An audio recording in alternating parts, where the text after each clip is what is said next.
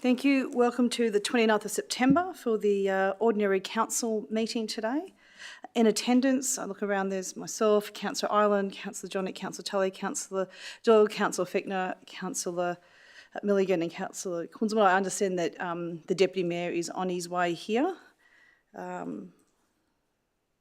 believe from Councillor Ireland that he's in the building. Thank you. So we'll move on to the welcome to the acknowledgement of country. Councillor Kunzman, would you mind doing that? Thank you, Mayor. We, Ipswich City Council, acknowledge and recognise the sovereign and human rights of the Aboriginal and Torres Strait Islander people and the communities of Ipswich to self-determination, meaningful engagement with local government and shared governance and decision-making. We commit through the Indigenous Accord to the strengthening of bonds between Council and the Aboriginal and Torres Strait Islander communities of Ipswich. Thank you very much, Councillor Kunzman. Move on to the opening prayer, and I'll lead us into prayer. Heavenly Father, grant that we who seek to serve you in the affairs of this council may have wisdom in our deliberations, the guiding of your hand in our works, and the grace to serve together to advance the prosperity of our city. Amen. Apologies and leave of absence. I've known that the Deputy Mayor, I think, is on his way. Now, item 5, condolences, and I'll be moving a condolence motion. I move that Council express its condolences on behalf of the City of Ipswich to mark the passing of Her Majesty, Queen Elizabeth II. On Friday the 9th of September, Australians woke to the news that Her Royal Highness, Queen Elizabeth II, had passed away peacefully during the night, local time. Her Majesty's passing is the conclusion of the longest reign of a British monarch and one of the longest reigns of any European monarch in the long and storied history of the continent. A reign whose hallmark was steady, dedication and service. The future Queen was born during April of 1926 into the Roaring Twenties, a time of heady change as the shadows of the Great War lingered. The young Elizabeth was never intended to be the sovereign, but fate intervened through Edward VIII's abdication and her father George ascending to the throne. The world was soon plunged into conflict in Europe and later the Pacific, and a teenage Princess Elizabeth made her first broadcast part of BBC's efforts to reassure children during air raids, and she declared, "We know, every one of us, that in the end, all will be well." Service became an early hallmark of her style, joining the Auxiliary Territorial Service, training and serving as a mechanic and refusing to evacuate during the Blitz. During Victory in Europe celebrations, Elizabeth and her sister Margaret joined street parties incognito, mixing with Londoners and service personnel from around the world, marking the end of the war in Europe. On her first international tour in 1947 to mark her 21st birthday, the Princess reaffirmed her dedication to service. "I declare before you all that my whole life, whether it be long or short, shall be devoted to your service and the service of our great imperial family to which we all belong." A few years later, she married Prince William of Greece and Denmark in November 1947, beginning of a lifelong partnership that would span 74 years. News of her father's passing arrived during a stopover in Kenya, and the now Queen Elizabeth II returned to London to mourn and take over royal duties at the start of what would be an unprecedented reign. In her 70 years and roughly 20 days as monarch, she has borne witness to radical changes in the world around her, the pace of changing technology, the rise of and fall of nation-states, former colonies declare independence, and momentous events like man walking on the moon. Her Majesty appointed 15 British Prime Ministers from Churchill to Truss, 16 Australian Prime Ministers from Menzies to Albanese, met every American president from Truman to Biden, with the exception of Lyndon Johnson, and met 5 different popes. She was the first reigning monarch to visit Australia, visiting on 16 different occasions, the last time in 2011, following the devastating floods of that year. Personally, I had the honour of being inspected by Her Majesty twice in 1988 when I was in the Army. Once as a cadet at the Royal Military College Duntroon when she presented us with the new colours, and the second time when I was in the Guard at the opening of the new Parliament House. Well, I didn't speak to her. They are occasions that I will forever hold dear. The vast majority of our city has known no monarch other than Elizabeth II, and barring an unusual sequence of events, it's unlikely we will see another Queen on the British throne in our lifetimes. Her Majesty represented a constant and stabilising presence in our political system, constant during social and political upheaval. It is a reminder that the ranks of the pre-war generation who served their nation when asked are nearly at an end. With Her Majesty's passing, we lose another living link to our past. Despite coming to the throne through circumstances rather than birth, Elizabeth II served her people loyally and faithfully for 70 years. On behalf of the people in the city of Ipswich, I offer our most sincere condolences to the new King, Charles III, and the thanks of a grateful city. I move that condolence motion. I'll put that to the vote. Those in favour? Thank you. I'll just put my hand, sorry, not everyone's put their hand up. So myself, Councillor Ireland, Councillor Johnny, Councillor Doyle, Councillor Fechner, Councillor Milligan, Councillor Kunzelman. Those against a condolence motion? Those abstaining? Thank you, Councillor. Thank you, Deputy Mayor and Councillor Tully.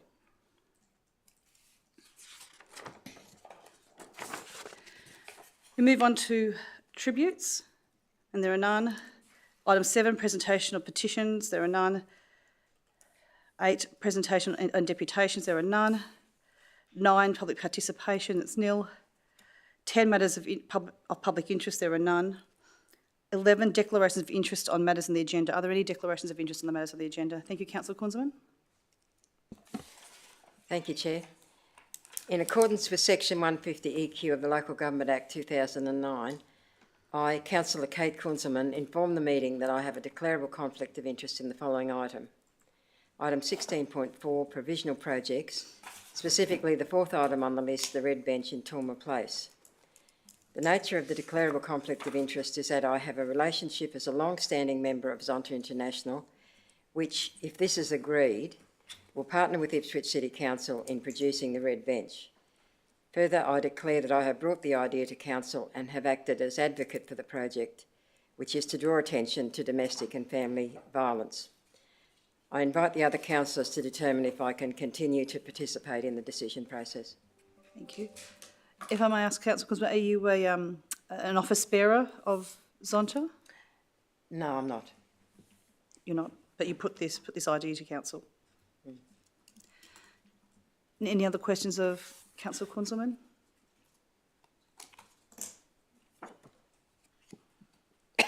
I move that Councillor Kunzelman participates and votes on item 16.4, titled Provisional Projects Approval, because there is no personal financial benefit to Councillor Kunzelman. Therefore, a reasonable person would trust that the final decision is made in the public interest. Do I have a seconder for that?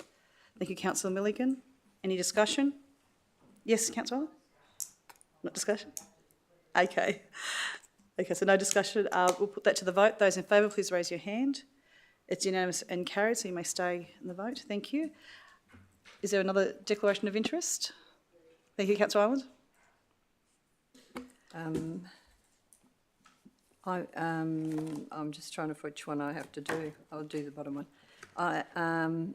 In accordance with Section 150EQ, I'll just read what Councillor Kunzelman's put up, of the Local Government Act of 2009, I wish to inform the meeting that I have a conflict of interest in item 16.4, provisional projects, item 4, in that I was a member of Zonta for several years. I'm no longer a member, but I invite the councillors to determine whether I can participate in the meeting. So just you're saying that's a declarable conflict of interest, not a prescribed, I would understand. You just need to... I'll do that. Thank you. Thank you. Do you have any association with Zonta now, Councillor Ireland? No, I haven't been in it for a few years. Okay. Any other questions of Councillor Ireland? Then I move that Councillor Sheila Olam participate and votes on item 16.4 titled Provisional Projects because there is no personal or financial benefit to Councillor Ireland and therefore a reasonable person would trust that the final decision is made in the public interest. Do I have a seconder for that? Thank you, Councillor Fechner. Any discussion? I put the matter to the vote. Those in favour, please raise your hand. It's unanimous in the room, noting that Councillor Ireland didn't vote. Are there any other declarations of interest? Yes, Councillor Milligan. Thank you, Mayor. In accordance with Section 150EQ of the Local Government Act 2009, I, Councillor Russell Milligan, inform the meeting that I have a declarable conflict of interest in item 16.4 titled Provisional Projects Approval with respect to specifically provision of a footpath link from 15 Workshop Street, Brassel, to the Brassel Bikeway. The nature of the declarable conflict of interest is that I reside in that area and will utilise that piece of infrastructure. So could I just, is that the 15 Workshop Street or the Ross Street project? 15 Workshop Street. Thank you. Does anyone have any questions of Councillor Milligan? Yeah, how would you like to deal with that? And I would, of course, ask my colleagues to decide whether I can remain and vote on the matter. Okay, so, okay. Would you be using that, Sorry? would you be using that footpath regularly, or that's? Oh, I'm never home, so very irregularly. Okay, thank you. Does anyone have any other questions of Councillor Milligan? In that case, I move that Councillor Ross Milligan participates and votes on item 16.4 titled Provisional Projects Approval because there's no personal financial benefit to Councillor Milligan, and therefore a reasonable person would trust that the final decision is made in the public interest. Do I have a seconder for that? Thank you, Councillor Cornzelman. I put that to the vote. Any those in favour? It's unanimous, except for Councillor Milligan. He's abstained. Thank you, and carried. Are there any other disclosures of interest? Thanks. Oh, sorry, off you go. No. I think Councillor Fichtner went I've got first. to go back. In accordance with Section 150 EQ of the Local Government Act, I, Councillor Fichtner, inform the meeting that I have a declarable conflict of interest in item 15.6 entitled Report of Ipswich Central Redevelopment Committee. The nature of the declarable conflict of interest are my business interests in both A1A Proprietary Limited and Bar Heisenberg Proprietary Limited, both located in the top of town. I plan on dealing with the conflict by leaving the room while the matter is discussed and voted on. Thank you very much, Councillor Fichtner. Councillor Ireland? Could you put your microphone on? Okay. Sorry, could you put your microphone? Sorry, Mayor, I haven't got another declarable interest. Okay. I've missed a part that I need to go back to, please. Okay, thank you, Councillor Ireland. Deputy Mayor? In accordance with Section 150 EQ of the Local Government Act 2009, I, Councillor Jacob Madsen, inform the meeting that I have a declarable conflict of interest in item 15.6, I believe, Ipswich Central Redevelopment Committee report. The nature of the declarable conflict of interest is I'm on the Ipswich Trades Hall and Labor Day Committee's executive, and our building, the Ipswich Trades Hall, is immediately adjacent to Council's Ipswich Central Redevelopment. I also have a conflict in item 9 of the Governance and Transparency Committee report, the procurement matter for the Nicholas Street Precinct car park upgrade. Sure. I'm going to deal with both of those items by leaving the meeting room while it's discussed and voted on. We'll do a similar thing. I haven't told Councillor Milligan. I assumed that he remembered from the committee round. I'll split off item 9 from the committee report and then I'll leave so that that can be voted on separately. And we'll proceed from there. Thank you very much, Deputy Mayor. Any other declarations of interest? Mayor, I'd just like to update my conflict to include item 9 of the Governance and Transparency Committee. Thank you. Thank you very much. Any others? Thank you very much for the proactive disclosure of conflicts of interest. Before we go into confirmation of minutes, I just want to put a notice that notice for an adjournment, and I put forward a motion for us to adjourn at 9:30 and come back at 11:30 so that we may all attend the Queensland Police Remembrance Day today. So I'll put that to the vote. Those in favour, please raise your hand. It's unanimous and carried. Thank you. At 9:30, I'll make that notice. Thank you very much. Mayor Harding, can I just go back? I missed a section. Yeah, sure. What was that, Councillor? Not on item 4, leave of absence. I wish to say that in accordance with section 254K of the Local Government Regulation 2012 and 8.6.2 of Council's Meeting Procedures Policy, I'd be permitted to participate in the next ordinary council meeting on the 27th of October 2022 via audio link. Thank you, and I apologise. You did notify me. I do apologise, Councillor Ireland. Thank you. Yep, so I'm happy to second that. I'll put that to the, any discussion? I'll put that to the vote. Those in favour, please raise your hand. It's unanimous and carried. So on the 27th of October, you'll be dialing in. Thank you, Councillor Allen.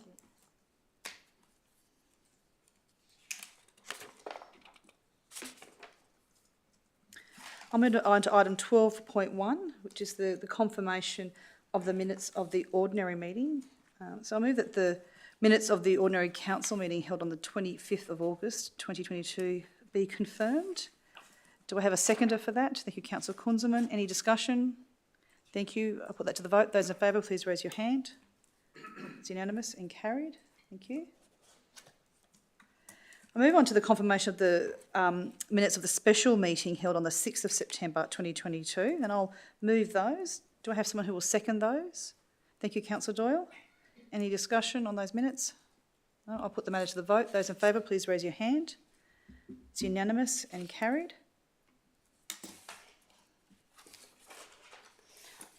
I'll now move on to item 13, which is the Mayoral minute. So I'll move the Mayoral minute honouring Ipswich State High School's win in the National Schoolboys Cup. And I move that recommend A, that Council honour Ipswich State High School with the keys to the city to acknowledge and celebrate the school's historic achievement of winning the Alan Langer Trophy, the Phil Hall Cup and the National Schoolboys Cup. That councils, and B, that council's events team consult with the Mayor and councillors Andrew Fetton and Councillor Kate Kunzelman as Chair and Deputy Chair of the Community, Cultural, Arts and Sports Committee to plan and deliver a suitable community function which will present the keys to the city to Ipswich State High. As it's a mayoral motion, it's moved and seconded, so I'll speak to it. We all know that Ipswich is the spiritual home of rugby league in Queensland and arguably Australia. Our city has been a nursery for generations of rugby league legends, Alfie Langer, the Walters brothers, Dud Beattie, Noel Kelly, Des Morris and Ali Brigginshaw, to name a few who are all well-known legends of our game. Over the last few months, we might have witnessed the next generation of future legends as they carve their names into the history books.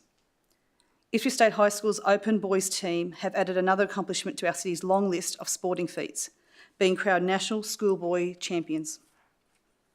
Their historic run started by defeating Palm Beach Currumbin 16-12 to claim the Alan Langer Cup and be crowned South East Queensland's champions. An achievement in of itself. Next, Ipswich faced the winners of the Aaron Payne Cup from the state's north, Ignatius Park from Townsville. A strong second half saw Ipswich runaway winners 30-10 to be crowned Queensland's champions. Another remarkable achievement. Finally, Ipswich faced New South Wales Schoolboys champions and winners of the Peter Mulholland Cup, Patrician Brothers Fairfield, in the national final of the Schoolboys Cup. Leading 10-0 at half-time, Ipswich took control of the second half, winning in emphatic fashion 32-6, capping off a fairy tale season, being crowned national champions and the #1 rugby league school in the nation, the best of the best in Australia. Ipswich State High have set a record for the schoolboys competition, undefeated in all games played, 12 games in total, and the longest winning streak in recent history.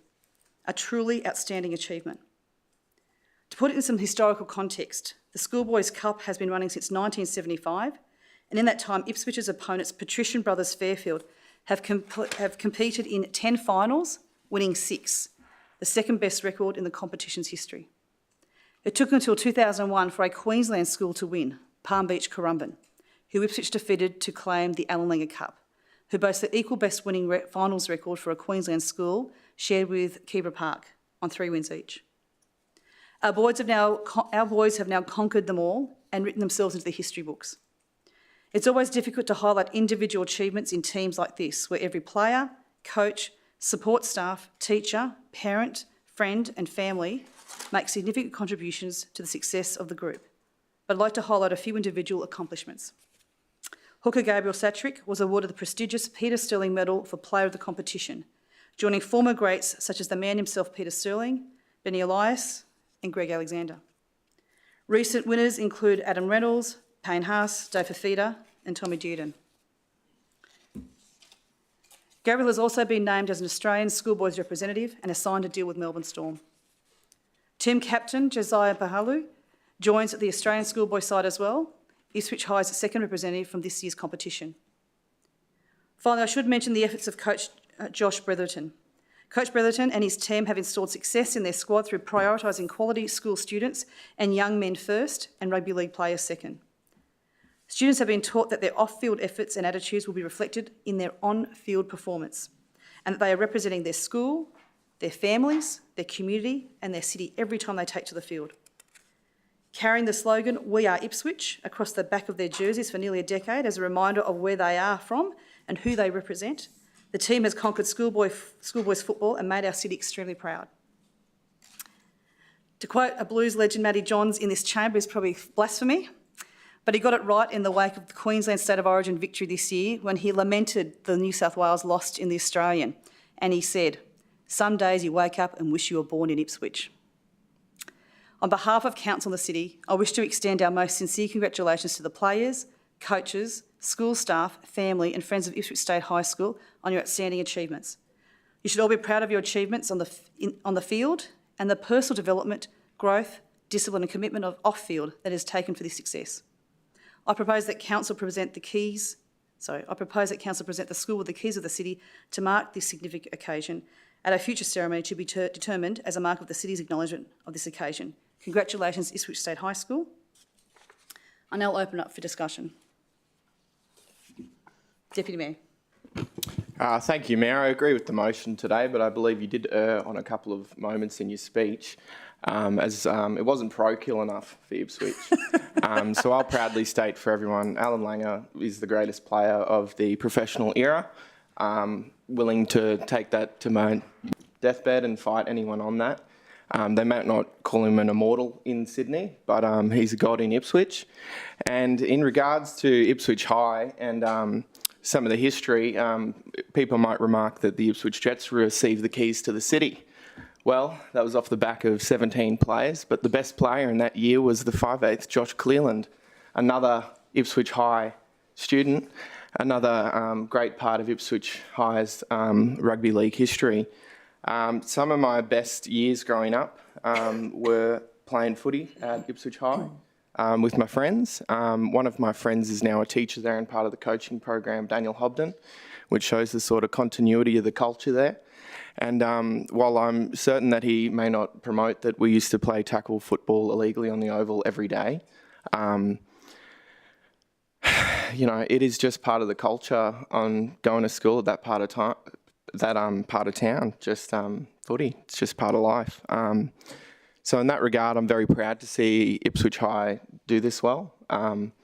It's, you know, one of the things that's interesting about going to a public school and playing sport is that it's not usually as prestigious as the private school system. But in this instance, Ipswich High is the best football team we have in the city by a country mile this year, and that's worth recognising. Our state schools in Ipswich are great schools, and in regards to what we see here with the football program, every state school should have access to the best facilities and education in our modern country. So I'm very proud to see my high school blossom and get the support that it deserves and its status recognised. And I'm very proud to see people like my friend Daniel Hobden contribute in such a way. Councillor Milligan and I were able to go to one game early in the season, and there was probably 40 or 50 members of faculty there supporting the team after hours. The contribution of all the teachers of that school to the students goes above and beyond what they're paid to deliver as teachers. And it's people like that that make our city the great place that it is. Thank you very much, Deputy Mayor. Any other discussion? I put the matter to the vote. Both recommendations A and B. Those in favour, please raise your hand.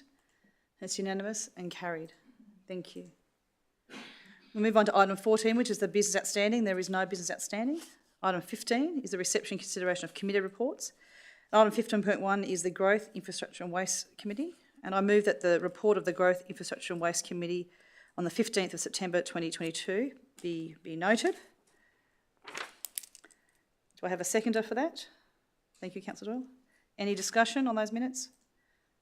No, I'll put the matter to the vote. Those in favour, please raise your hand. It's unanimous and carried.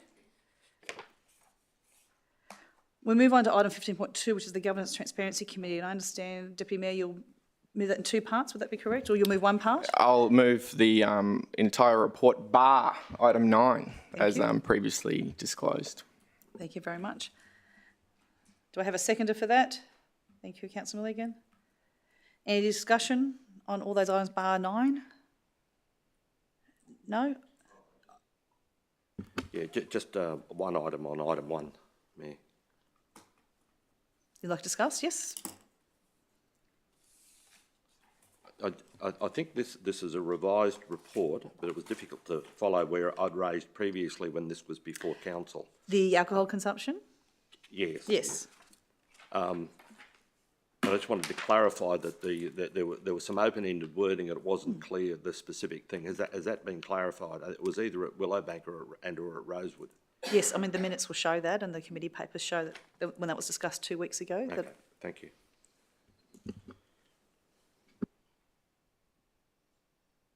There's nothing else. I'll put the matter to the vote. Those in favour, please raise your hand.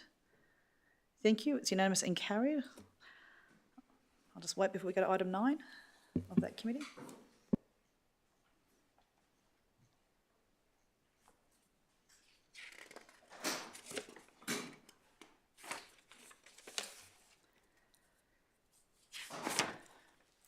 Thank you, and I'll go to the Deputy Chair of the Governance and Transparency Committee. Would you like to move item 9? Thank you, Mayor. I'd like, with respect to the minutes of the Governance and Transparency Committee meeting number 8 of 2022 on the 15th September 2022, move item 9, Procurement, Nicholas Street Precinct Car Park Upgrade. Thank you. Do I have a seconder for that? Thank you, Councillor Kunzelman. Any discussion on that item? No, I'll put the matter to the vote. Those in favour, please raise your hand. It's unanimous and carried. Thank you. We'll wait for the two councillors to return.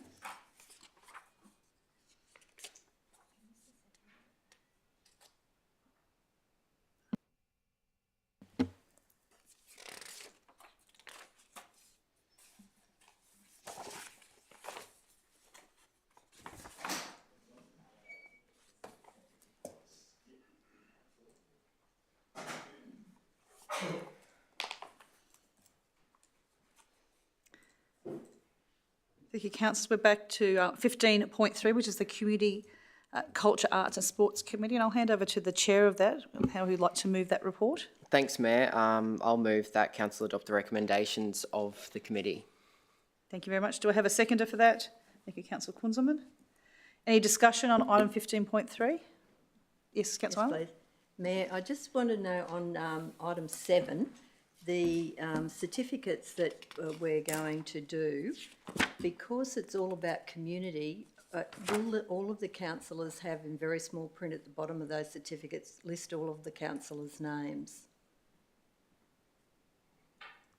The track changes, I got out the track changes and we talk about the certificates of recognition. I'm just wondering, will it include all of the councillors? It doesn't, but if you would it? like to propose a policy change for the future, Councillor Island, there's no issues with that. All right, I'm not sure. Rather than doing policy on the fly, I think let's take our time as a council. So may I advise that the suggestion would be to propose a policy change rather than doing it.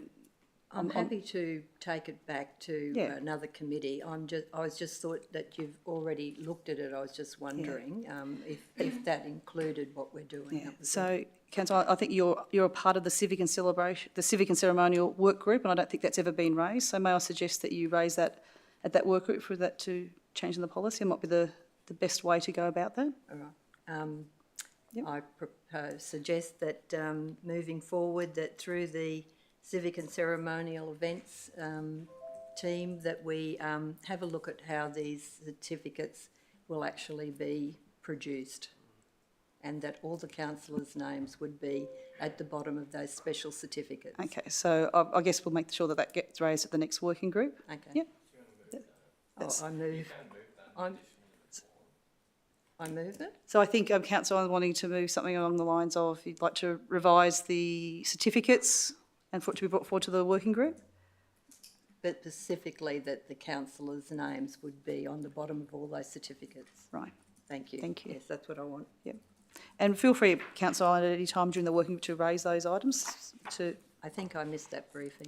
thank you. So I'll just wait for that to come up. Clarification. Yeah, Do you mean all councillors?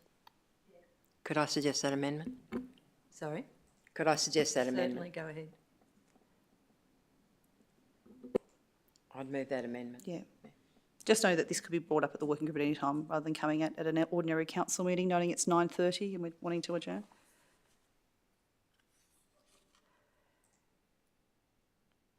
I'd see this might be more of a, and I'm just going to you, acting CEO, Mr Hall, whether that's an appropriate motion to come to council, whether it's just something that we do as a matter on notice or a question on notice, instead of, I'm just very cognizant of not bringing things as a surprise to council, that we have all due consideration for things like that. So I'd prefer for things like this to be either be raised beforehand as a notice of motion, because normally that would be a notice of motion that has to give. I guess I'm not that inclined to. I guess I seek your advice. Knowing that it's now 9:31 and we're supposed to adjourn at 9:30, I might say that we'll adjourn now. I'll leave it to the acting CEO to give us advice on the way back and how we can forward. Thank you very much. See you back at 11:30.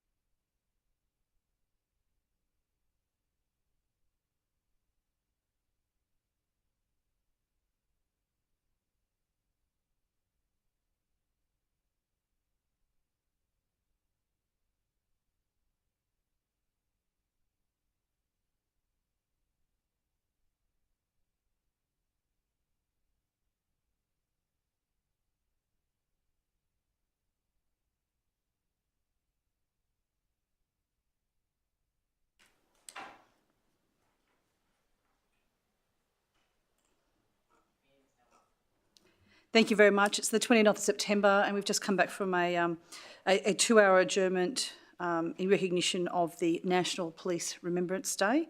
And thank you to the councillors who attended the march and the service over at St Mary's this morning. In particular, it was the first time that they've had the march since 2019. They weren't able to do it the last 2 years because of COVID. So it was a day to recognise and remember the men and women in blue who served to keep our community safe. We're on item 15.3 and we were in discussions with Council on item 7, which was the civic and ceremonial events policy. I understood, did you have a question on notice, Councillor Ireland? Thank you, Mayor. Can I receive some further information from the CEO on the possibility of all councillors' names to be included on the footer of the certificate templates? Thank you very much for that question Thank on you. notice, Councillor Ireland. Move back to the matter, which is 15.3, and I think it had been moved by you, Councillor Fickner, and seconded by Councillor Kunzelman, and up for discussion. Is there any other discussion on item 15.3? No, I'll move the matter to the vote. Those in favour, please raise your hand. It's unanimous and carried.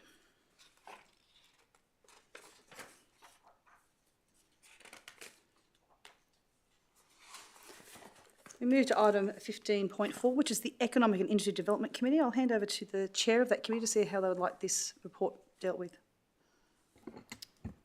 Thank you, Mayor. I would just like to take the recommendations of the committee, please. Thank you. So you'll move those. Do I have a seconder for item? Thank you, Councillor Fickner. Any discussion or highlights? No? I'll put the matter to the vote. Those in favour, please raise your hand. It's unanimous and carried.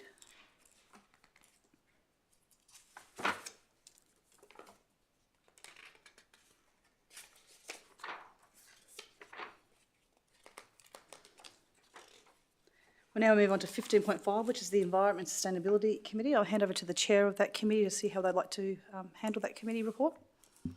Thank you, Mayor. I'd just like to move that the report of the Environment and Sustainability Committee meeting number 8 of 2022 be confirmed. Thank you. Do I have a seconder? Thank you, Councillor Kunzelman. Any discussion? No, I'll put the matter to the vote. Those in favour, please raise your hand. Thank you. It's unanimous and carried. Thank you. Move on to item 15.6, which is the Ipswich Central Redevelopment Committee.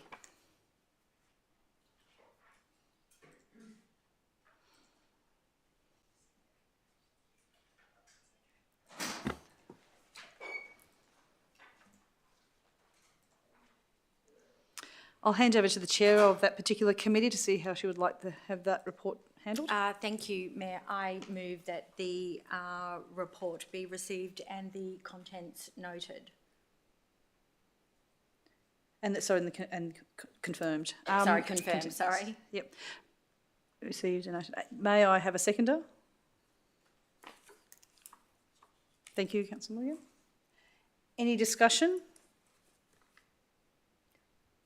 No discussion? I'll put the matter to the vote. Those in favour, please raise your hand. It's unanimous and carried. Thank you.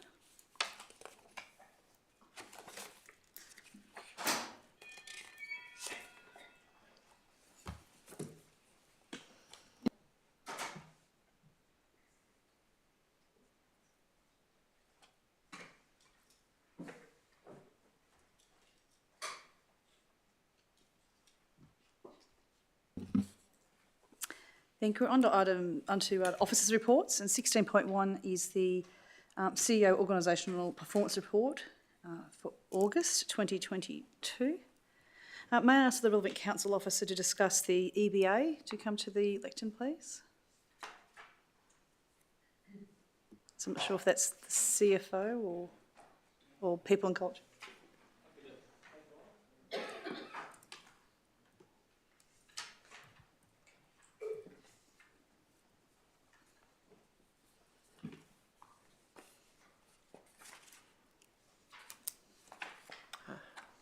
Jeff Keach, Chief Financial Officer. Happy to try to answer any questions, Mayor, as I was involved. I guess I'll just look at the fact that obviously our council wishes to be an employer of choice. Yes. And I can see that we've been, had a successful enterprise bargaining agreements put forward, and I could see the a number of additional provisions. I was wondering if you're able to highlight some of the additional. Sure, Mayor. And councillors, thank you. Happy to respond to that. And yes, we went through a period of negotiations with our stakeholders, the unions and our staff through that place. We've looked to modernise the ward as well as agreed pay conditions, and there's been some really important leave provisions that we've added through. We've increased our domestic and family violence leave provision for staff up to 20 days. We've also got some cultural and ceremonial leave now for some of our Indigenous and First Nations people, which is now also part of the award for memory, I think up to 10 days as well, and an additional 5 unpaid. And we've also brought pandemic leave in as part of the EBA. We've had a policy of that for our staff over 20 days leave over the last number of years, and that's obviously been a good support to our staff during those times, and that's now also included in the EBA agreement. So there's been a number of updates and modernisation of those leave provisions, which has been well accepted by staff, and I think a great update to the award. I can see there was a... Sorry, EBA, not the award. I can see there was some an improvement to the bereavement leave as well. Yes, we've extended that there as well in terms of the conditions and the availability to bereavement leave. Okay. I note the report says improved recognition of service provisions 10 to 50 years. What were the improved recognitions? Off the top of my head, Mayor, I'll be a little bit careful what I say there, but it's certainly recognising the years of service and the way in which we do offer a level of recognition with some vouchers for both 10 years. And I think from memory it goes up like $100 each time for every 10 years of service. Okay. And there's also, we do recognise further for people who've been here on retirement for a long period of time as well. There's additional recognitions there. Okay. Thank you. Thank you. Any other questions of this evening? Thank you. Thank you. Are there any other questions of council officers on this report? I'll go to discussion. So I'll move this report. Do I have a seconder for this report? Thank you, Councillor Fechner. We'll go into discussion. So, Councillor Kunzelman. Thank you, Mayor. I, especially given my position, but I applaud the council's move to increase domestic and family violence leave provisions to 20 days.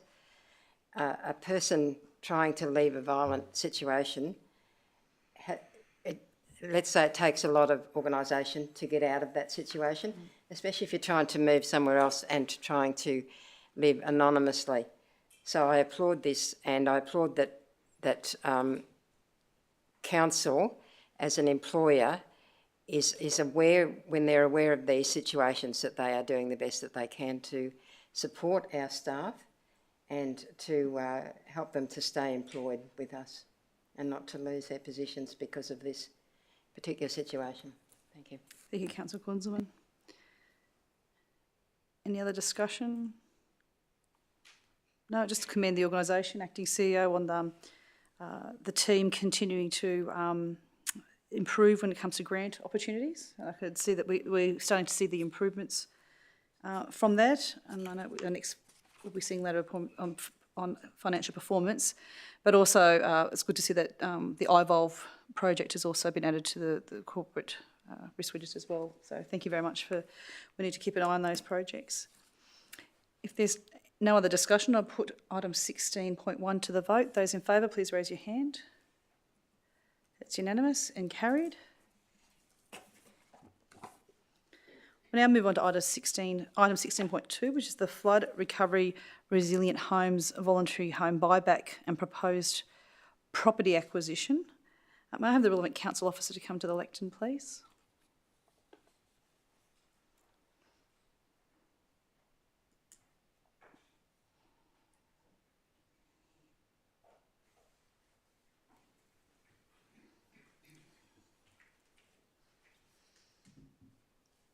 Morning, Kate Kavanagh, Manager, Environment Sustainability. Thanks, Ms Kavanagh. I know that you've been working for many months alongside the Queensland Reconstruction Authority on this. Do you mind giving us an update on the wonderful work that Queensland Reconstruction Authority have done and the taskings that we have as a council? Yes, Mayor. So, yeah, it has been over a number of months with the funding that has come through the federal and state funding towards the Resilient Homes Fund, which is a package of $741 million, of which one of the pillars under that is the voluntary house buyback scheme. And Council has been working really closely with the Queensland Reconstruction Authority on that program. It's a voluntary program in which flood-affected homeowners can register to their interest in the program. To date, there's been a number of valuations that have been done, and this report talks to 32 properties within the Goodna area that were considered in the first rollout of the program. Now that those valuations have been completed and offers presented to the landowners, if they accept those offers, then council will then continue the conveyancing and the settlement of those properties and then take over from the demolition of those properties moving forward.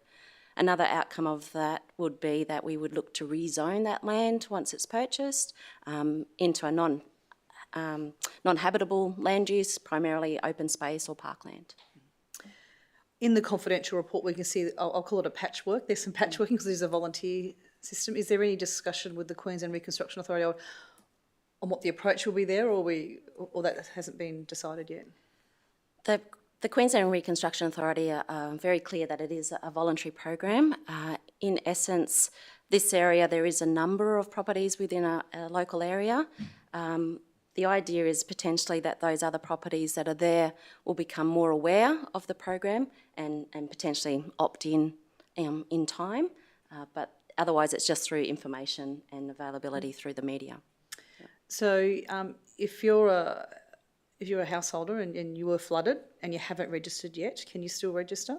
Yes, so registrations are still open and the program is continuing until June 2024. Okay. And obviously the state government are giving us council money and they've tasked us. Is that happening across the state? Have councils been tasked with the conveyancing and the demolition and all that sort of stuff across the state? Or there is some consistency between the councils that are progressing with this. Ipswich is one of the first councils to have properties presented with an offer. So that's the process that we're taking, as many other councils are as well. Brisbane, I believe, are doing it slightly differently, but primarily Ipswich and other councils are following the same process. Right. Okay. Thank you, Ms. Kavanagh. Does anyone else have questions of Ms. Kavanagh? No? Thank you very much. Thank you. So I'll move that recommendation A, B and C be moved together. That A, that council resolve to purchase the properties listed in confidential attachment 1 for the purposes of the voluntary home buyback program. And B, that council resolve to authorise the CEO to take the necessary action in order to implement council's decision, including but not limited to making, amending and discharging the contractual arrangements. And C, that council be kept informed as to the progress and the outcome of the purchases. Do I have a seconder for that? Thank you, Councillor Tully. I'll now open it up for discussion. Councillor Tully. Thanks, Mayor. It's gratifying to see that 32 properties have now been identified in Goodna for a voluntary buyback. That is in the worst affected area of Enid Street, Mill Street and Cox Crescent. I must say, even though it's some months since the flood, to get the federal funding and the state funding and the program together, I think that's good. I am aware of some residents who have already been into South Brisbane to meet with relevant staff of I think they're the valuers rather than QRA, and they've been given an offer, and if they're agreeable, that'll be a formalised offer, and then the trigger will be when documents are signed and the ownership is transferred to Ipswich City Council, they will be paid. I think it's because it's based on pre-flood values of properties, what the properties were valued at in February of this year, and many of them, and I think I've touched on this previously, were fairly high numbers because of the value, if they were, not if, but when they were being sold in that period of time to investors who are prepared to pay because of the rents that could be garnered from these particular homes. So, as was mentioned, this goes till June 2024. I met one person in that area who wasn't aware of the voluntary buyback, but I do see now that he's put his name forward, which is good. I think what you said about a patchwork, that's certainly true, and that creates a bit of an ongoing situation with the odd house just here or there. It doesn't give an environmental area or a parkland the ability to be used as efficiently as it might be, given that this is this worst affected area of Goodna and of the city of Ipswich. leads to the Western Spirit Football Club. Hopefully, offers will start to be made to other parts of the city, such as Bundamba and North Buval, Carolee and places like that.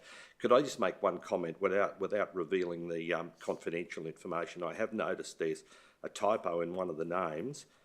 If the acting CEO could take this into account, number 27 on page 230, the male owner. The male owner, his surname is spelled incorrectly. That is correct. I can see, yes, they've got the wrong vowel. If that's if that could be corrected, and I guess it would be on the transfer, but depending upon who's preparing the transfer documents, it'll need to coincide with the registered owners. So I am really pleased with the way in which this has unfolded, and I will say again, I think the opportunity for buybacks has got to be an ongoing annual program, not of the same magnitude, 500 plus properties as part of this tranche, but for the future, I think it's really important that we get state and federal funding, obviously on a lesser scale, but so that in between floods, the opportunity for buybacks continues. I think that we're capable of doing that, and financially, I think even though that's borne by the taxpayers of Queensland and Australia, I think it's an opportunity to reduce the fallout from future floods in our area. Thank you. Thank you, Councillor Tully. Would any other councillors like to make a comment?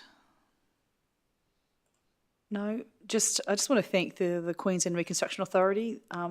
They're working side by side, face to face with people who have had something really quite traumatic happen to them. They've been sensitive.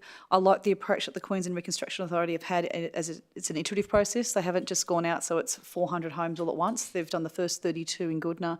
We know that's going to roll out in other parts of Ipswich and Queensland as well. And I think that's a better approach for those people having a buyback for them to, get a new house and all that sort of stuff like that. So I think it's been a good approach. I agree with you, Councillor Tully. It would be great to see this as an annual part for people's mental health, social health, but also each time this happens, it is a big whack on the taxpayers' hip pocket as well, in building back as well. In that case, if there's nothing else, I'll put all three recommendations to the vote. Those in favour, please raise your hand. Thank you. It's unanimous and carried.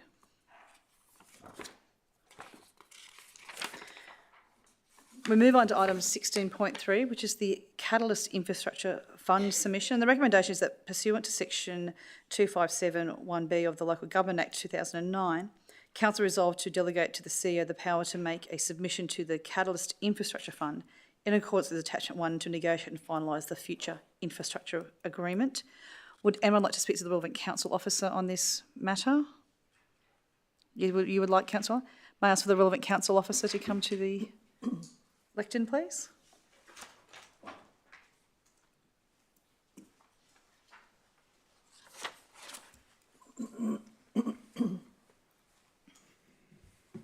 Good morning, Anthony Bowles, Acting Development Planning Manager.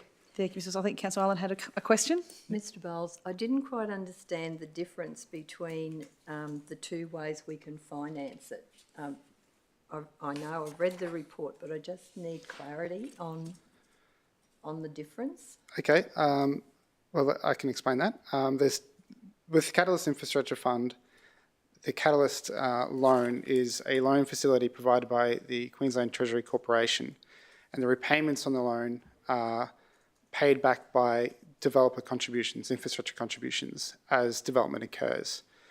And a regular loan would also be with Queensland Treasury Corporation, but would be paid basically by ratepayer money or other sources of funding, grant funding, for example. So the principal difference between the Catalyst loan and any other loan is the repayment source.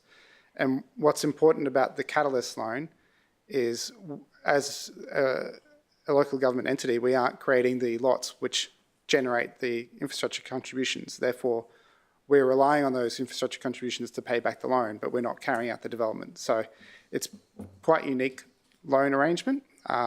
There aren't many of these arrangements, or there aren't any with the local government applying to it. So the main difference is we aren't using essentially rates to pay back the loan. We're using developer contributions paid while development occurs. I hope that explains it. Yeah, I understand. I guess we know that some of the development out there, it's sitting there, it hasn't happened. So therefore, all of the contributions aren't flowing. So is there a penalty to us if we're not paying money regularly? A lot of the development hasn't happened because there is important infrastructure that isn't there, which holds it back. So, which is sort of why it's called the Catalyst Infrastructure Fund, because it catalyses those development approvals to activate and pay those contributions. But that is a fair question, and that is part of the negotiation of the infrastructure agreement that we'll have to have with EDQ, because in the submission, we've identified the lots that we believe will be catalysed. That's a conservative estimate. Others would suggest a higher amount, and it would be somewhere in between. The risk to council if those lots don't go ahead is that we would have to find other sources of contributions to make the repayments. The risk gets a little bit lower because there are other sources. So the catalyst payments is one component of the infrastructure charge, but the balance payment, which we normally receive as well, is substantial, and we would be able to use that as a method of payment.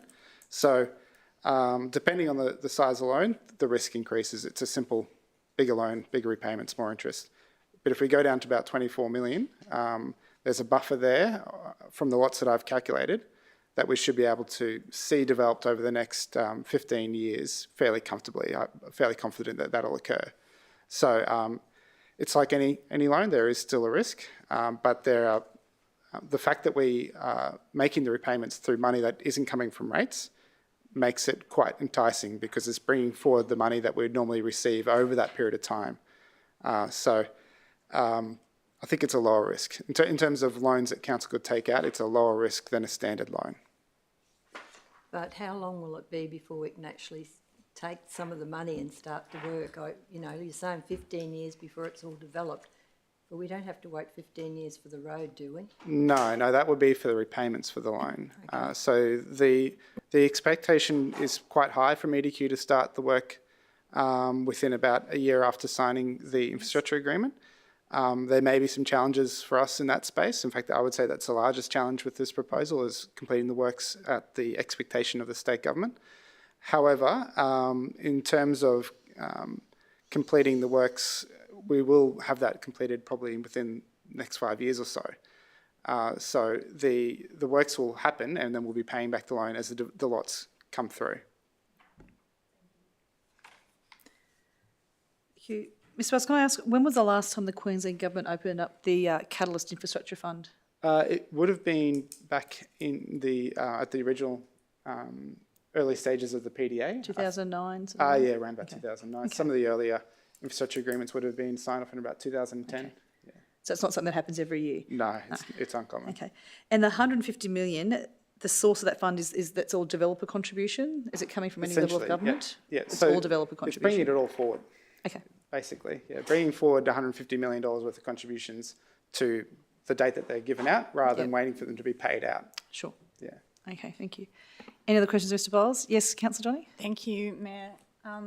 Thank you, Mr. Bowles. So just clarifying that this loan, if it does come through, doesn't actually count into our held debt, QTC held debt with council, but the financial arrangements are still yet to be negotiated. That's correct. So we've got implied understanding, but we don't have anything actual yet. That's correct. That will need to be negotiated. Those specific details will be negotiated through the infrastructure agreement. Yeah. As will the amount. I've made a suggested amount of $24 million because it's unusual for a council to apply for these loans. If there's a way to, get better value for money, get a greater amount that is satisfactory to the state government, we'll be looking at those things as well. But the structure of the debt, there are some important things that happen first. So we have a 20% co-investment. That's funds that we have currently available from previous collections. That has to be spent first. That's the first money that goes. So that'll be the first money that'll be attributed to further design work and early construction work of Ripley Road. Then the loan money is spent after that, so depending on how much that is.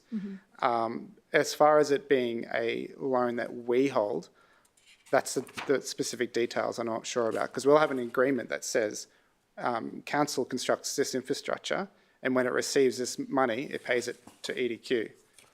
It doesn't necessarily hold the loan. And that's currently the arrangement we have for the existing Catalyst loan. So someone else has a loan, and we capture the contributions and we send it to them every 3 months so that the payments are made. It's quite convoluted, but that's the approach that we take. So, but if it's necessary for us to hold the loan, that will all be briefed as part of the negotiations of the IA. Yeah. And making a submission doesn't tie us to anything at this point. Yeah, great. But it's a great opportunity for Absolutely. us to, yeah, thank you very much. Thank you. And Mr. Elizabeth, it's quite clear if you look at diagram, I guess figure 1, 2 or 3, do you mind just highlighting the areas that we're looking at putting in the application for? The Ripley Road? Okay, so probably the easiest way to describe it would be from in figure 1 to the very top of the page. There is a notation that says RO04A. Yes. That's actually part of Ripley Road, but you can see a blue dashed line that goes up to the interchange. So that'll be that portion there, which runs across the current Hayfield development on the east and the Bellevue development on the west. It goes further south along the same dotted line past the Ripley Township, the existing Ripley Township, and then further past the current Satterley development and ending at the Fisher Road intersection, and including the intersections at those locations. So there'll be the Fisher Road intersection. The main one is the Monterey Road intersection, which is currently just a sort of a road that dips down and turns left onto Ripley Road. It's quite an important intersection, one of the largest ones in the valley. So it's basically the section from the highway down to the Fisher Road intersection. Okay, so we'll take in R004A, R007A. Yep, and R01A and B. Yes. And then basically stopping when the blue dash line stops and it changes to a slightly different colour. Okay, so but not including RO12B. No. Okay. Thank you.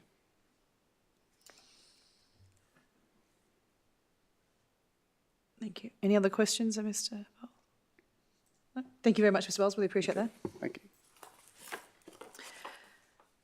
So I'll move 16 point through. Do I have a seconder for that? Thank you, Councillor Island. I'll open up for discussion. Thank you. Thank Councillor you, Mayor. I'd like to thank the staff that have been involved in getting this done.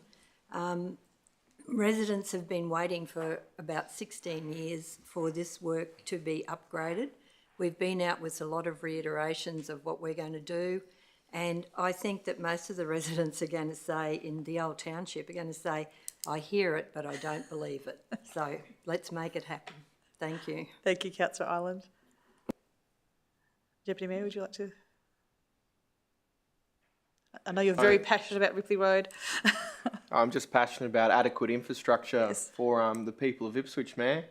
And I'd just like to, reiterate what's raised through those questions and what's absolutely clear about the Ripley Valley Priority Development Area. The majority of infrastructure is being paid for by the people who live there through the price they pay for their lot.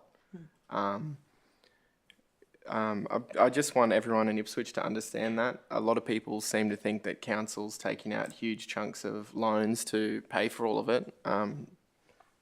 Not actually happening. In this instance, it's a common sense outcome for how that catalyst pool is utilised. It's common sense for that to be able to apply to councils, and I'm really happy that we're accessing that. But yeah, the people in Ripley are paying for it, and that should be recognised at all fronts, that they're paying for their community infrastructure as per any other development elsewhere. And when people complain about Ripley having new things, well, it's okay. It's been newly built, but at a cost that is on everyone's mortgage out there. Thank you, Deputy Mayor. Yes, Councillor Johnny? Thanks, Chair. Just wanted to, I guess, reiterate again what Councillor Madsen and Councillor Ireland were saying, but also from a financial perspective, this brings me great joy that the possibility of cash flow issues in the PDA can be circumvented with this catalyst loan. So I think that it's one element that's going to unlock some stagnant development in the PDA, and I just wanted to thank the staff and obviously the state as well for bringing the opportunity and hearing what we've been trying to say as well, and going on the journey with us. So it's very exciting for a nerdy accountant. Thank you, Councillor Johnny. I'd just like to thank the Queensland Government for being responsive and opening up the Catalyst Infrastructure Fund. We certainly started working with Queensland Treasury Corp, I think back late 2020, asking them how we could tap into this funding, and just delighted that this is opening up. And I think you'll find this council grabbed the opportunity with both hands. It's fantastic to see, and reiterate the views of the Deputy Mayor. This is tapping into the funding that the developers but also the residents have put money into. So this is where it should be spent. There's nothing else. I'll put the matter to the vote. Those in favour, please raise your hand. It's unanimous and carried. I see it's just after 12 o'clock, so I'll move for a 30-minute adjournment as a lunch break. I put the matter to the vote. Those in favour? That's unanimous and carried. See you back at 12:31. Thank you.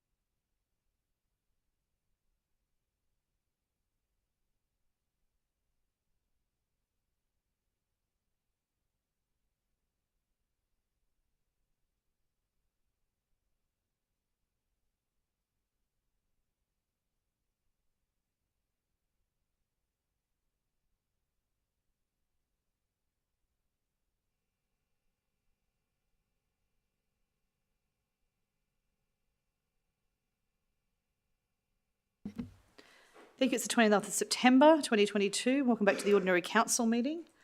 I note all councillors by Councillor Doyle are in attendance. On to item 16.4, which is the provisional projects approval. And the recommendation that council approve the provisional projects listed in this report to proceed to design and construction in accordance with the capital investment in provisional project policy.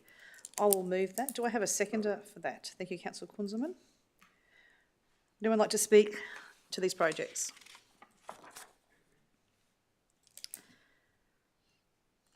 No? We'll put the matter to the vote then. Those in favour, please raise your hand. Thank you. It's unanimous. Noted that Councillor Doyle's up here and carried. Thank you. We're on to item now 16.5, which is the monthly financial performance report. And the recommendation that report on council's financial performance for the period ending 31 of August 2022 be submitted in accordance with section 204 of the Local Government Regulation 2012, be considered and noted by council. May I ask the relevant council officer to come to the lectern, please?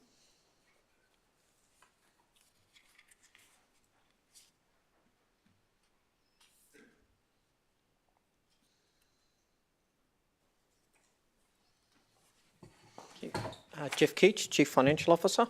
Good morning. Thank you, Steve. I know it's early in the financial year, but would you mind putting out some of the highlights, but also some of the challenges that we should be aware of? Sure, thank you. Thank you, Mayor. Thank you, councillors. Yes, it's only month 2 into the financial year, and but yeah, keen to outline a couple of items there. As you can see, I guess if we deal firstly with just the overall operating position, you do note there that we're a little bit behind budget in comparison there. A couple of the main impacts associated with that, as outlined in the report, that we are still incurring some flood-related costs. So a lot of that gap is related to flood and also some timing of expenditure, which we've incurred slightly earlier than what was phased within the budget. Some of the areas of revenue are over budget, so we are still in front on some fees and charges, interest revenues, etc. from those, which is positive to offset some of those. So I guess when you look at the movements within the area of the operating budget, areas which I'd call out that we're working through and keeping a track on with the executive team is things like employee costs, which is over budget year to date. Again, a small amount of that is flood related, but obviously that's an area which we'll watch the trends on, and we'll watch that through with in terms of leave provisions, but also some note in there around contract labour. Primarily the driver of that at the moment is additional contract labour staff, and how much of that is offsetting some of our existing staff vacancies, etc. from there. So that's an area that we'll keep monitoring through. And overall, you can see that our materials and services budget is over. Again, a lot of that is being driven by the flood costs, but there were some timing of some phasing. We undertook some mulching in some other areas before was planned. But also, we've noticed in the report there things like, which everybody is facing, fuel costs, you know, $140,000 just in 2 months, extra as a result of fuel costs. You extrapolate that out for another 6, it certainly adds up to quite a significant amount of money. So there are some of those pressures that we see floating through. Again, I guess for month 2, I would say I'm not too concerned at the moment, being where we are with the flood impacts, with revenue being slightly higher. But there are a couple of those areas, Mayor and councillors, that we will continue to work through and monitor. Including those, how we deliver on those efficiency targets that are built within the budget, which I've also noted in the report. From a capital side of things, the capital budget is effectively, we're in front of budget at the moment. The IED capital expend, as would have highlighted to the Growth and Infrastructure Committee, they've continued to deliver on some projects which were carried over from the previous year, and that's primarily what's driving that at the moment. But we expect that to come back in line throughout the year reasonably well. Thank you, Mr. Kitch. Any other questions of the CFO? Nope. Okay, thank you very much. CFO. Cheers. I move that recommendation A. Do I have a seconder for that? Thank you, Councillor Doyle. Any discussion on the report? Thank you, Councillor Island. Mayor, I note that at Raceview, for the last 3 consecutive weeks, they've missed a garbage collection, and it's always the same area. So, sorry, is this on the report? Is on the financial performance report. I'm just wondering when we might be getting the new garbage trucks. Right. So we probably wanted to ask Okay. the relevant council officer, or put that as questions on notice. I think they're coming this year, but so maybe do a question on notice for the time frame of when I think the 16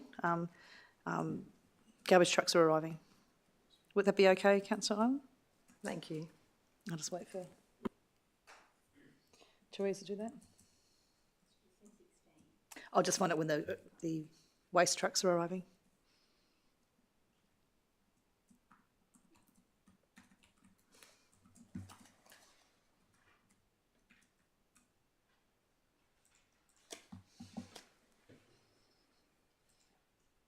Do you mind showing that question notice to Councillor Ireland? Yeah.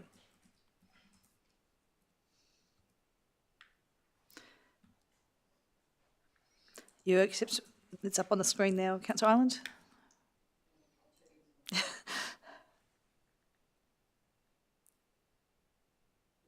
You happy with that? Okay, thank you. Any other discussion on 16.5?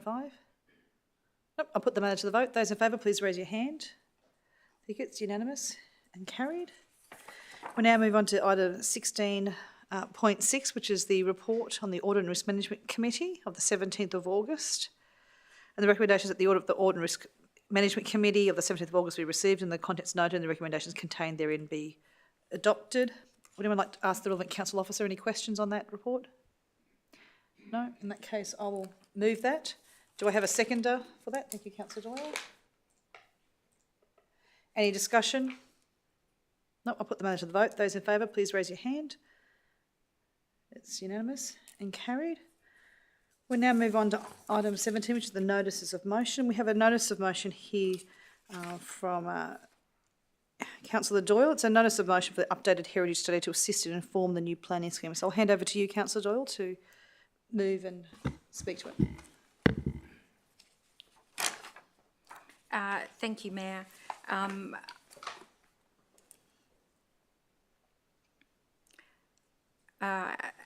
As per my previous notice of intention to move a motion, I would like to formally move motion A, that a report be prepared which provides an overview of what has been done to date with the draft scheme to afford protection to character properties in Ipswich.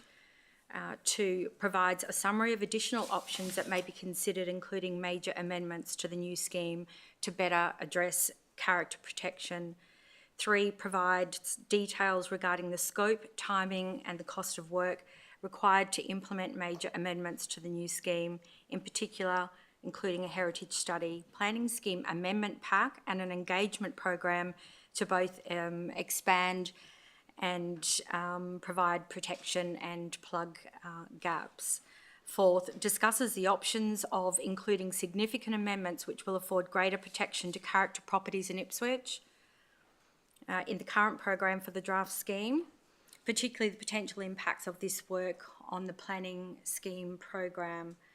5, taking into consideration the cost and length of time likely required to implement significant amendments to the new planning scheme, what interim measures are available to council, if any, to afford greater protection to character properties that may be identified as vulnerable to demolition or removal under the existing planning scheme. And B, that the report be presented to a future meeting of the Growth, Infrastructure and Waste Committee no later than December 2022 meeting of that committee. Mayor, I think that should read November. Apologies. I believe the Growth, Infrastructure and Waste. Oh, the November 2022? Yeah. Okay. I'll move of that. And C, provide a workshop to councillors in early 2023 with a view to formulating council's position and approach to incorporating major amendments to the new scheme so that adequate resourcing and budget can be addressed. Thank you. Thank you very much. Do I have a seconder for this? Councillor Tulloch, you wish to second that? Thank you. As the mover, Councillor Doyle, do you wish to speak to this? Thank you, Mayor. This piece of work, to some extent, I understand, is already underway. As an elected group, we've started to have some discussions, and certainly during our group work in building the new planning scheme, we have discussed heritage matters. I guess we are all disappointed from time to time when vulnerable or unprotected properties come to light. Earlier in the year it was the much-loved Madsen Close water tower, which is owned by Urban Utilities and is currently was going to be demolished, but that is currently now being investigated further by the asset owner. And then secondly, obviously most recently, Carroll House. My concern is that there are other gaps within the planning scheme. They may not be significant gaps, however, you know, every single property is important and worth some sort of level of protection. So I guess that's the purpose of that work getting underway. I do know that it is a big piece of work, and our planning scheme, the new planning scheme, is very important. So I do not want to see our timeline blown out in implementing our new planning scheme because of this piece of work. However, it's important that we get it underway so we can implement those changes as soon as possible. And if in the meantime we do identify some vulnerabilities, investigate what we can do under the existing planning scheme, and it may be a TLPI. Thank you. Thank you. As the Secretary, Councillor Tully, would you like to speak to it? Yes, thanks, Mayor. And I think this is a very comprehensive motion which covers all of our heritage protection in our city under the planning scheme and identifies that there may be some gaps here and there. There's Schedule 2, which is a very strong protection, and Schedule 3, which certainly isn't as strong. And whilst the motion looks at a complete review, and I think that's appropriate because 1992 was when there was the Ipswich 91-92 Ipswich Heritage Study, and then the two councils, Ipswich and Moretonshire, were amalgamated in 1995. Then in 2006, there was a consolidated planning scheme that brought together the planning scheme provisions for the one set of scheme provisions for the entire new city. Having said that, there's no doubt that Schedule 3 itself, without necessarily looking at which particular property should or shouldn't be in Schedule 3 or moved from Schedule 3 to Schedule 2, which is the higher level of protection, there are certainly many Schedule 3 properties which differ in terms of their significance. For example, there may be a windmill. There are windmills in some rural areas which have a Schedule 3 protection.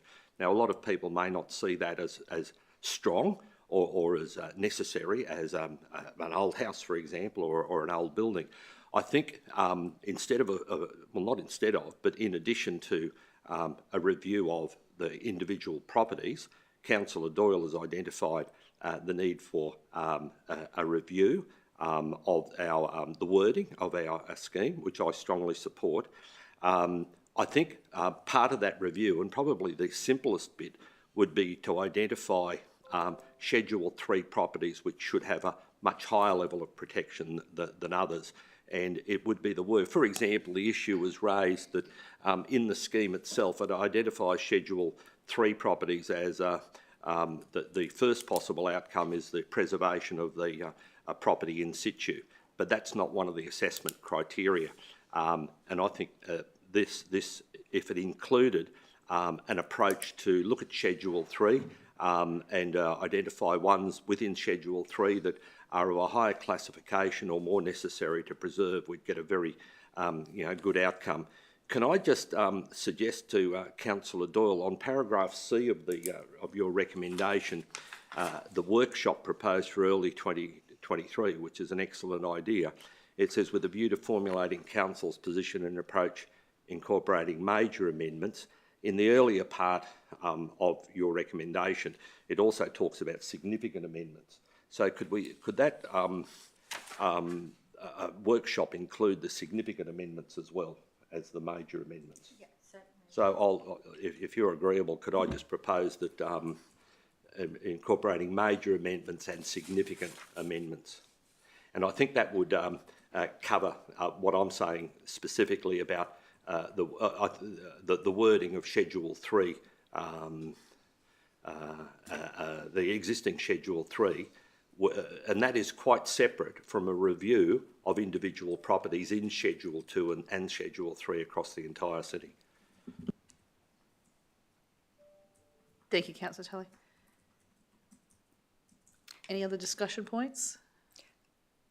Thank you, Is it Mayor. all? If I may add further, Councillor Tully mentions about a good place to start, you know, when we start looking for properties that may require a greater level of protection. The Schedule 3 properties that are identified and could benefit from, you know, for instance, a Schedule 2 listing instead.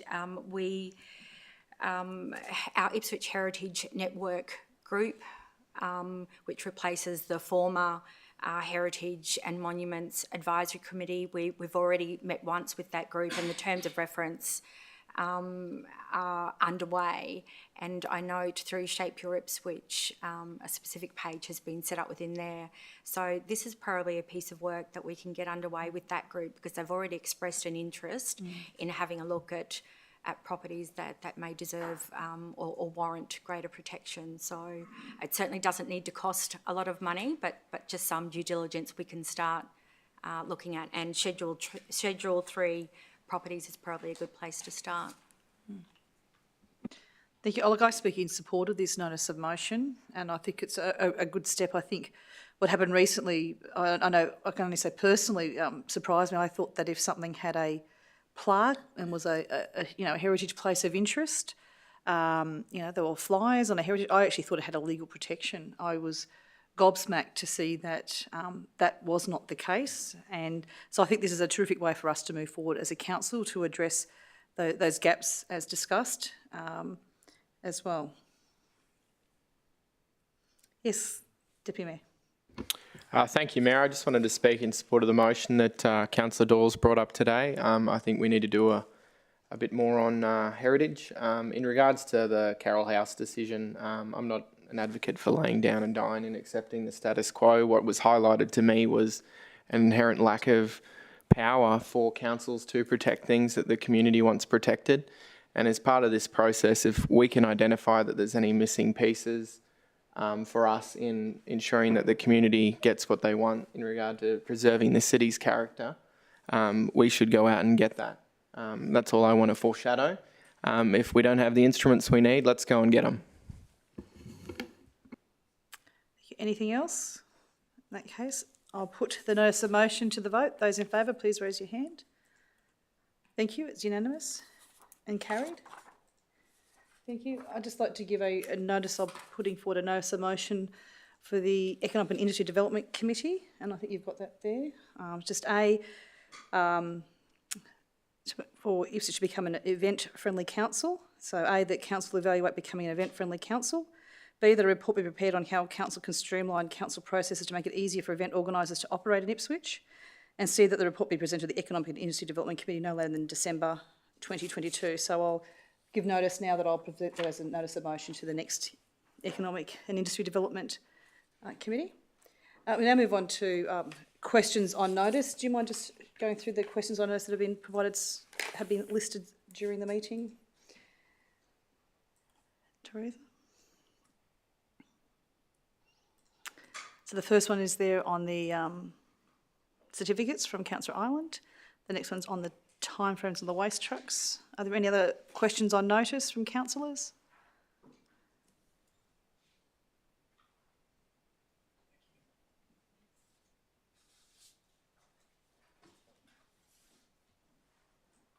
No other questions on notice? Okay, I'll close the meeting now at 12:50. Thank you.